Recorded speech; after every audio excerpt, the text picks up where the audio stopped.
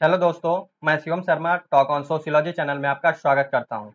हम पिछला वीडियो मेरा जो है मैक्स वेबर का था, मैक्स वेबर को देख रहे थे और मैक्स वेबर के क्रम में ही हम आगे बढ़ेंगे। बस मैक्स वेबर को फटाफट रिवाइज करते हुए चलते हैं। तो मैक्स वेबर जर्मन समाजशास्त्री है, ये इनका जन्म हुआ था, देख लीजिएगा आप लोग। और इनकी इम्पोर्टेंट जो बुक है the Protestant ethic and spirit of capitalism है। और उसकी दूसरी जो बहुत ज़्यादा महत्वपूर्ण बुक है इकोनॉमी एंड सोसाइटी है। तीसरी जनरल इकोनॉमिक हिस्ट्री है, the history of social and economic organization, the methodology of social science. ये हम बताए थे, इसको एकदम रट डालिएगा आप लोग, ये बहुत ही इंपॉर्टेंट सारी बुक्स हैं। ठीक। और सोशोलॉजी ऑफ रिलीजन भी इनकी इंपॉर्टेंट बुक है, थ्योरी भी है इनकी। और जितने बुक है सारे थ्योरी से कनेक्टेड बुक हैं, तो इसको आप भूलेंगे नहीं। चलिए हम आगे जो देखे थे, मैक्स वेबर क्या है, सामाजिक क्रियाओं समाजशास्त्र को सामाजिक क्रियाओं का अर्थपूर्ण बोध कराने वाला विज्ञान मानते हैं। मैक्स वेबर समाजशास्त्र को का अध्ययन वस्तु जो है क्या मानते हैं, सामाजिक क्रिया को मानते हैं। व्याख्यात्मक समाजशास्त्र के पिता माने जाते हैं मैक्स वेबर। ये सारी चीजें हम देख चुके थे और ये व्यक्ति को इम्पोर्टेंस देते हैं अपनी थ्योरी में, और सोसाइटी को की जगह व्यक्ति को इम्पोर्टेंस देते हैं। ये सारी चीजें हम देख लिए थे और आज हम देखेंगे सोशल एक्शन, सामाजिक क्रिया को। तो चलिए हम सोशल एक्शन को देखते हैं। देखिए, एक्शन दो प्रकार का होता है, एक होता है व्यक्तिक क्रिया और दूसरा होता है सामाजिक क्रिया। ठीक।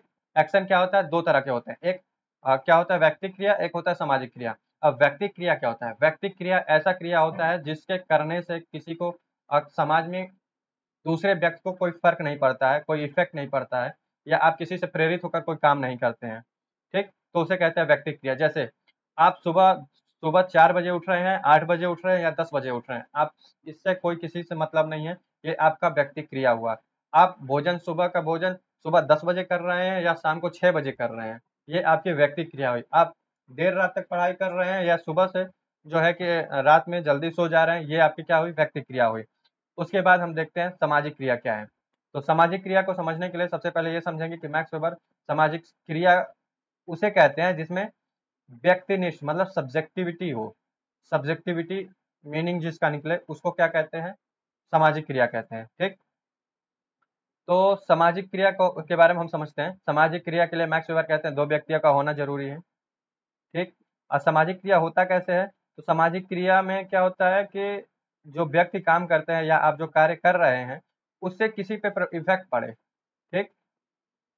उस उससे किसी को इफेक्ट पड़े, समाज को इफेक्ट पड़े, या समाज से आप पे इफेक्ट पड़े। ठीक। आपके विचारों में परिवर्तन आए, आपके क्रिया में परिवर्तन आए, तो उसे ही हम सामाजिक क्रिया कहते हैं। सामाजिक क्रिया होने के लिए मैक्स वेबर 4 कसौटियों को बताते हैं, 4 शर्तें रखते हैं। अगर इन 4 शर्तों पे कोई भी क्रिया खड़ी उतरती है तो उसे ही हम सामाजिक क्रिया कहेंगे। पहली चीज क्या है, पहली चीज ये है कि वो कोई भी क्रिया अपने पास्ट, प्रेजेंट और फ्यूचर पास्ट, प्रेजेंट और फ्यूचर से प्रभावित होनी चाहिए। जैसे आज आप जो है कि मान लीजिए कहीं भी कोई काम कर रहे हैं, तो वो काम अपने पास्ट से प्रेरित होकर करिए। ठीक। या वो काम पास्ट से प्रेरित होकर किया गया हो। आज आप कोई काम कर रहे हैं तो भविष्य के लिए किया जा रहा हो, तो ये क्या हो जाएगा, सामाजिक क्रिया हो जाएगा। ठीक। जैसे उदाहरण देख लीजिए, भविष्य में सुरक्षा की दृष्टि से आत्महत्या करना। ठीक। या किसी को जो है भविष्य में सुरक्षा की दृष्टि से कभी कभी आप देखते होंगे कि पहले ही थ्रेट होने की वजह से पुलिस प्रशासन जो है नज़रबंद कर देती है लोगों को। क्या करती है कि लोगों को जो है कि कहीं जाने से रोक देती है कि आप वहाँ नहीं जा सकते, आपके वहाँ जाने से जो है भीड़ इकट्ठा होगी या सुरक्षा में चूक हो सकती है। तो इसलिए अगर भविष्य को देख के कोई काम किया जा रहा है तो वो भी सामाजिक क्रिया हुई। पास्ट से जो है कि कोई चीज़ सीख के या पास्ट से जो है कि प्रेरित होकर कोई काम किया जा रहा है तो वो भी सामाजिक क्रिया हुई। ये चीज़ समझ में आया। उसके बाद दूसरा शर्त क्या है, दूसरा शर्त यह है कि जीवित वस्तुओं से ही सामाजिक क्रिया उत्पन्न होती है। अर्थात अगर आप दीवार पे हथौड़ा मार रहे हैं, आप ऐसा कोई काम कर रहे हैं जिसमें दो तथ्य तो हैं, बट दोनों वेरिएबल्स क्या है, दोनों में से कोई वेरिएबल निर्जीव है, जिसमें जीव नहीं है, नॉन लिविंग है, तो उसको सामाजिक क्रिया नहीं मानी जाएगी। ठीक। लिविंग होनी चाहिए दोनों चीजें। प्रत्येक प्रकार का संपर्क सामाजिक क्रिया नहीं होता है। अगर आप रास्ते में कहीं जा रहे हैं, आपको कोई हाय हेलो किया, आप भी हाय हेलो कर दिए, कोई नमस्ते किया, आप नमस्ते किया, आशीर्वाद दे दिए उसको, तो इसको सामाजिक क्रिया नहीं मानी जाएगी। ये सामाजिक क्रिया कब होगी, जब ये हाय हेलो नमस्ते उसके बाद भी रहे। ठीक। उसके बाद भी रहे तो ये क्या होगी, सामाजिक क्रिया होगी। अर्थात एक बार दो बार मिलना ही सामाजिक क्रिया नहीं होती है, एक दो बार मिलने के बाद कंटिन्यू आप मिलते रहें, एक दूसरे से इंटरेक्ट करते रहें, एक दूसरे से प्रभावित हों, तब उसे सामाजिक क्रिया कहेंगे। चौथी शर्त क्या है? चौथी शर्त है कि एक ये कहा जाता है कि जब कई लोग एक ही तरह का काम कर रहे हैं तब तो उसे सामाजिक क्रिया कहेंगे ना? तो नहीं, बिल्कुल नहीं, उसे सामाजिक क्रिया नहीं कहेंगे। जैसे अगर बारिश हो रही है और बाहर सब लोगों ने छाता खोल लिया, तो बाहर बारिश हो रही है, सबने छाता खोल लिया, तो आप कहेंगे कि सभी लोग काम कर रहे हैं तो इसे सामाजिक क्रिया कहा जाएगा? तो बिल्कुल नहीं, ये सामाजिक क्रिया नहीं होगी। क्यों? क्योंकि सबने अपना व्यक्तिगत काम किया है, सब अपने लिए छाता खोले, ना कि दूसरों के लिए छाता खोले हैं। सामाजिक क्रिया तब होगा जब एक दूसरे के लिए काम किया जाए, एक दूसरे से प्रभावित होकर काम किया जाए। ठीक? ये किसी को देख के छाता नहीं खोला गया है। बारिश आ रही थी तो सबके मन में ये था कि बस छाता खोल लेंगे तो हम सुरक्षित हो जाएंगे। ठीक? इन चार शर्तों से जो क्रिया गुजर जाएगी उसे ही हम सामाजिक क्रिया कहेंगे। आई थिंक ये चीज आपको क्लियर हो गई होगी। चलिए हम देखते हैं आगे। मैक्स वेबर 4 प्रकार के सोशल एक्शन की बात किए हैं। पहला एक्शन है तार्किक क्रिया, दूसरा मूल्यांकनात्मक क्रिया, तीसरा प्रभावात्मक क्रिया, इसको भावात्मक क्रिया या प्रभावात्मक क्रिया भी कह सकते हैं, और चौथा परंपरात्मक क्रिया। एक एक करके समझेंगे। सबसे पहले जो बहुत इंपॉर्टेंट है, इंग्लिश इसका याद कर लीजिएगा। रेशनल एक्शन, ठीक, वैल्यू रेशनल एक्शन और इफेक्टिव एक्शन, ट्रेडिशनल एक्शन। ये चीज आप इंग्लिश में इसको याद कर लीजिएगा। और इंग्लिश में याद करने के साथ साथ एक शर्त ये भी है, अगर इस क्वेश्चन से सारी चीजें सही मैक्स वेबर सारी चीजें सही करनी हो तो इनके दो वर्ड को बहुत ही ध्यान से याद करिए। क्योंकि चीजें तो आप पढ़ के जाते हैं, आप याद भी करके जाते हैं, लेकिन होता क्या है लास्ट में, वो ना तो हिंदी पूछता है ना ही इंग्लिश पूछता है, वो क्या पूछ देता है, जर्मन लैंग्वेज। तार्किक क्रिया को पूछ देगा जो एक रेशनल एक्शन। ठीक, आप सोचेंगे ये तो हमने पढ़ा ही नहीं है, तो बिल्कुल आप उसे पढ़े हैं, बट उसको इस अंदाज में पढ़िए कि क्वेश्चन अगर यहाँ से भी आए तो गलत ना हो। तो तार्किक क्रिया कहते हैं जो एक रेशनल एक्शन। ठीक, मूल्यांकनात्मक क्रिया कहते हैं वर्ड्स रेशन एक्शन। ठीक, तो इन दो वर्ड को बहुत ही ध्यान से याद कर लीजिएगा। अब हम एक एक करके चारों एक्शन को समझते हैं। तो हम यहाँ समझेंगे तार्किक क्रिया क्या होती है। तो तार्किक क्रिया ऐसी क्रिया होती है जिसमें साधन या जिसमें गोल जो आपने गोल ओरिएंट किया है, जो गोल निर्धारित किया है, उस गोल को तर्क के आधार पे आपने निर्धारित किया है। अब सोच विचार के उस गोल को निर्धारित किए हैं, और उस गोल तक पहुंचने के लिए अगर आप तर्क के आधार पे साधन मतलब मीन्स का भी उपयोग करते हैं तो उसे क्या कहा जाएगा, उसको तार्किक क्रिया कहा जाएगा। बात आई समझ में? नहीं आई तो हम एग्जाम्पल देके बताते हैं कि जैसे मान लीजिए आप अगर यूजीसी नेट की तैयारी कर रहे हैं, आपका गोल है कि मुझे इस बार जेआरएफ निकालना है। तो उस जेआरएफ निकालने के लिए गोल तो आपने तार्किक रूप से जो है कि चुन लिया।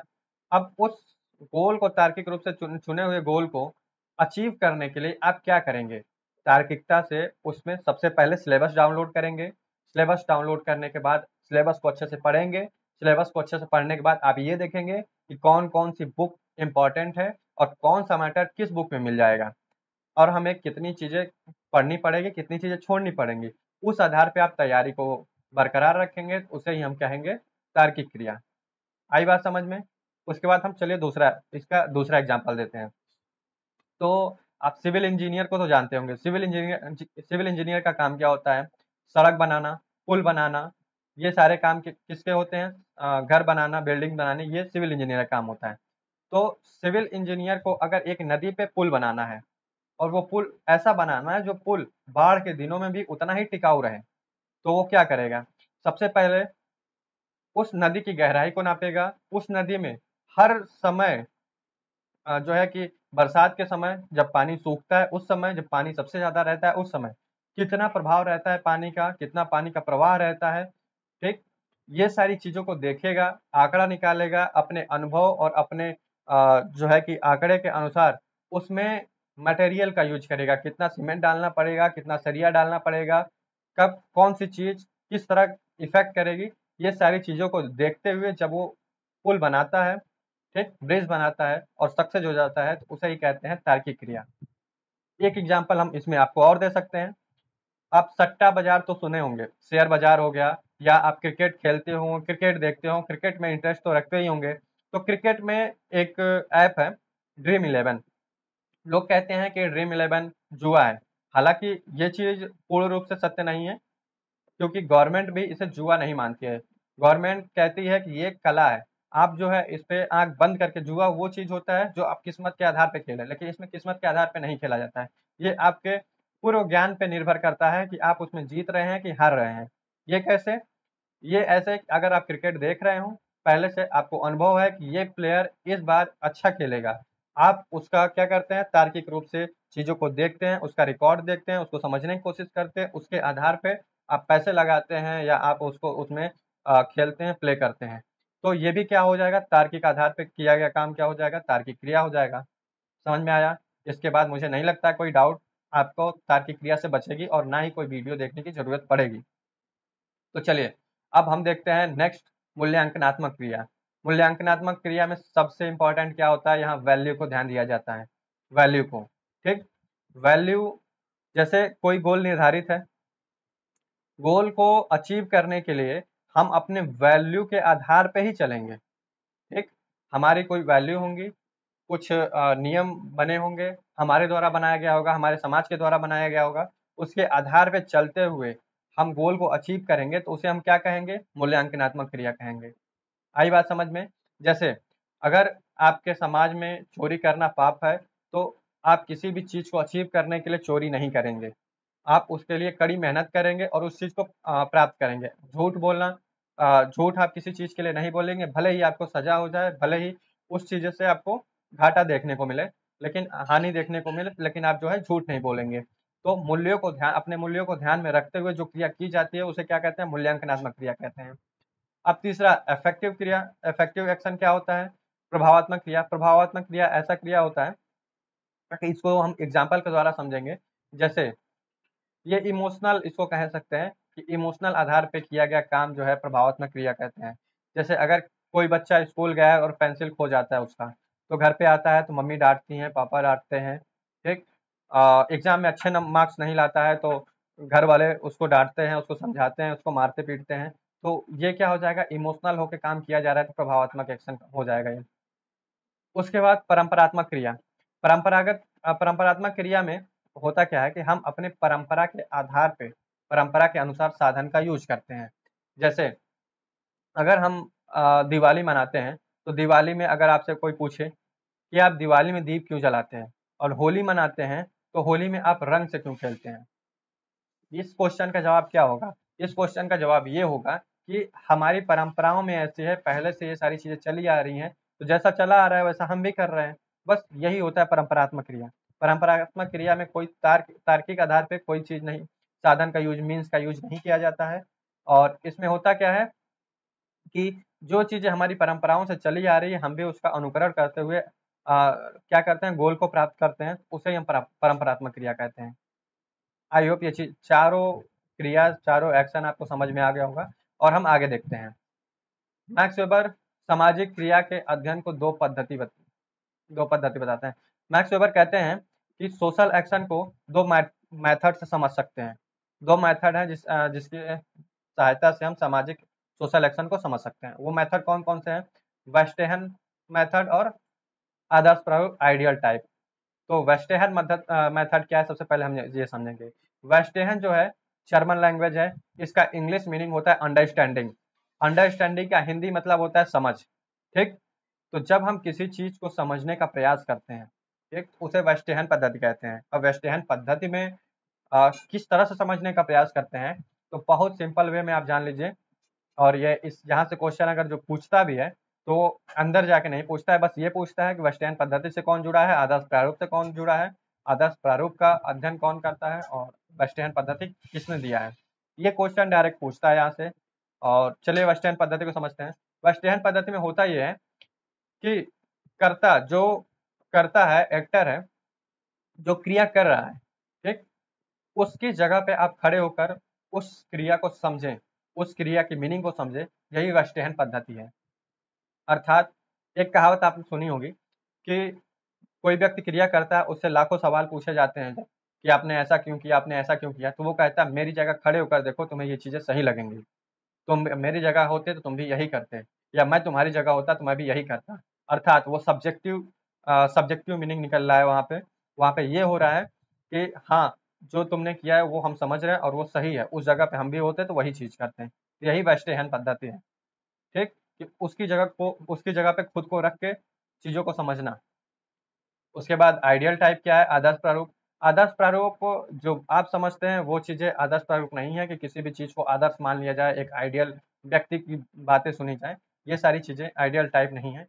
आइडियल टाइप का मतलब ये होता है, मैक्स वेबर के आइडियल टाइप का मतलब ये है कि किसी भी क्रिया को समझने के लिए, किसी भी क्रिया का को जानने के लिए कि ये चीज़ें क्यों हो रही हैं और कैसे हो रही हैं, या किसी भी लक्ष्य को प्राप्त करने के लिए आप आदर्श प्रारूप बनाते हैं। वो कैसे बनाते हैं? तो ये देखिए, जैसे आपको यूजीसी निकालना है, आपको यूजीसी में जेआरएफ पाना है, जेआरएफ पाना है, तो जेआरएफ पाने के लिए तर्क के आधार पे आप अपना लॉजिक लगाएंगे और तर्क के आधार पे एक रास्ता बनाएंगे कि सबसे पहले हम क्या करेंगे, उसके बाद हम क्या करेंगे, उसके बाद हम क्या करेंगे, और उस लॉजिक के आधार पे जो हम रास्ता बनाए हुए हैं, जो एक प्रारूप बनाए हैं, उसी पे चलते हुए हम जेआरएफ को प्राप्त करेंगे, ठीक? तो आदर्श प्रारूप कहता है, आइडियल टाइप कहता है कि किसी भी क्रिया को जानने के लिए या अध्ययन करने के लिए सबसे पहले उससे जुड़ी तार्किक तथ्यों को हम एकत्रित करते हैं, तार्किक तथ्यों को एकत्रित करने के बाद उसका सैद्धांतिकरण कर देते हैं, और उस सैद्धांतिकरण करने के बाद जब हम उसको फॉलो करते हैं तो वही हमारा आदर्श प्रारूप हो गया। समझ में आया? जैसे जेआरएफ निकालने के लिए आप सबसे पहले क्या करेंगे? आप सबसे पहले सिलेबस डाउनलोड करेंगे। सिलेबस डाउनलोड करने के बाद आप क्या करेंगे? आप सिलेबस को अच्छे से पढ़ेंगे। आप जो है बुक डिनोट करेंगे, कोचिंग डिनोट करेंगे कि हम यहाँ से ये चीज़ कवर कर पाएँगे, यहाँ से ये चीज़ कवर कर पाएँगे। जब आप सारी चीज़ें सोच विचार के काम कर लेंगे, उसके बाद आप उस रास्ते पे चल पड़ेंगे। ठीक? तो ये क्या हो गया? आदर्श प्रारूप। आदर्श प्रारूप होने का फ़ायदा क्या है कि आपके अध्ययन में भटकाव नहीं होगा। आप एक रास्ता जब आदर्श प्रारूप बन जाएगा तो आप एक रास्ते पे चलेंगे। आपके जीवन में भटकाव नहीं होगा, आप भटकेंगे नहीं अपने उद्देश्य से। चलिए अब देखते हैं, ये इनकी बुक है और इसी में इन्होंने वेस्टेहन पद्धति को बताया है। चलिए आगे की जो थ्योरी है हम नेक्स्ट वीडियो में समझने की कोशिश करेंगे, और ऐसे ही हमारे वीडियो से बने रहिए, और अच्छा लगे तो लाइक करिए, सब्सक्राइब करिए, शेयर करिए। Thank you so much.